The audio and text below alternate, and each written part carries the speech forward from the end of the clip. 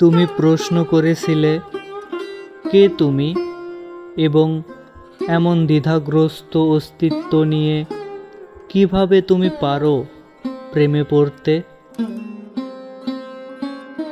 আমি কি করে জানবো আমি কে, কিংবা আমি কোথায়? কি করে একটি নিঃসঙ্গ ঢেউ নির্দেশ করতে পারে তার অবস্থান একটি বিশাল সমুদ্রের মাঝখানে? তুমি জানতে চেয়েছিলে আমি কি খুঁজে ফিরি পবিত্র দীপ্তির আগে এবং পরে, যে আলোটি একদিন আমিই ছিলাম। এবং কেন আমি বন্দী এই দেহ নামের খাঁচায়, অথচ দাবি করছি আমি একটি মুক্ত পাখি।